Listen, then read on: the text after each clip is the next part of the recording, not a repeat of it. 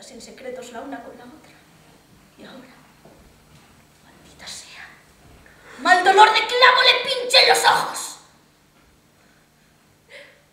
¿Y ese día? ¿Ese día qué? Ese día me encerraré con ella en un cuarto y le estaré escupiendo durante un año entero. Bernarda, por esto, por aquello, por lo otro. Es la más joven de nosotras y tiene ilusión.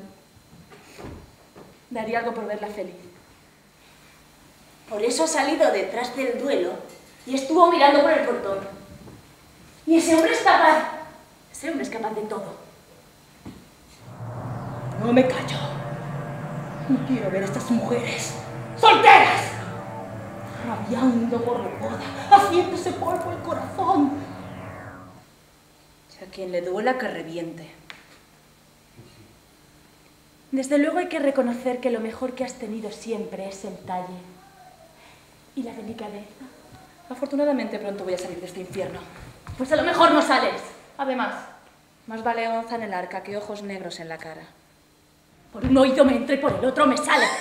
Abre la ventana, a ver si nos entra un poco de fresco.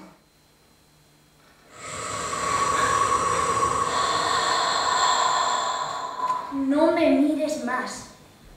Si quieres te daré mis ojos, que son frescos, mis espaldas, para que compongas esa joroba que tienes. Pero vuelve la cabeza cuando yo paso. Yo solo digo, abre los ojos y verás. ¿Y verás qué? Siempre has sido lista. Has visto lo malo de las gentes a 100 leguas. Pero los hijos son los hijos. Y ahora estás ciega. ¿Te refieres a martirio? Después de todo ya dice que ha sido una broma. ¿Qué otra cosa puede ser? Respirando, como si fuera un león. ¡La escopeta! ¿Dónde está la escopeta? ¡Nadie podrá conmigo! ¡La tierra es como el cuerpo del triunfo! ¡La gana! ¡Déjala! ¡Pepe! Tú irás corriendo por lo oscuro de las alamedas, pero otro día caerás.